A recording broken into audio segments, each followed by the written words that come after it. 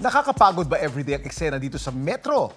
Take a break muna at mayroong pasyalan na hindi ka na lalayo para makapag-one with nature.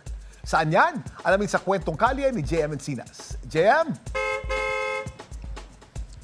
Kuya Kim, nakaka-relax at nakakatanggal nga raw ng stress. Ganito ilarawan ng ilan nating mga kapuso ang muling kabubukas lang na lamesa Eco Park. Bukod sa pamamasyal at nature tripping, panahon ng araw para muli tayong kumonekta sa kalikasan.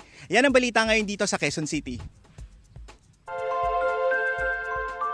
Hindi naman kailangan lumayo ng Metro Manila to reconnect with nature dahil matapos ang ilang buwang rehabilitasyon, muli nang binuksan ng lamesa Eco Park sa Quezon City. Dito, nasa mahigit 200 species ng flora at fauna ang pwedeng makita.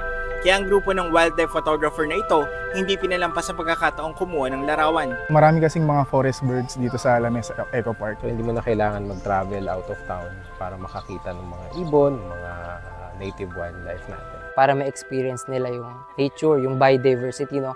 Para mas mabuhay yung kanilang awareness in terms sa pagpoprotect ng ating biodiversity. Pwede rin ditong mag-nature walk, bird watching, may cottages na pwedeng tambayan at food park. Parang lahat ng stress mo sa buhay, pag nakikita mo yung mga puno, parang masaya ka. Meron ding wall climbing, rappelling, paintball at archery tag sa Eco Park. Para mapanatili ang kaayusan ng pasyalan, 1,000 bisita lang kada araw ang papayagang pumunta sa Eco Park. Bago makabisita sa lamesa Eco Park, kailangan munang mag-register sa website ng Manila Water Foundation.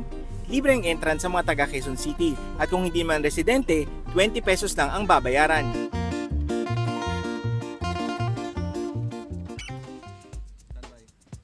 Kuya Kim, unang bahagi pa lang ito ng pagbubukas ng Eco Park at sa mga susunod na panahon, asahan pa yung mga bubuksan na atraksyon gaya ng camping site, hiking at biking trail at mga lugar na pwedeng ganapan ng team building.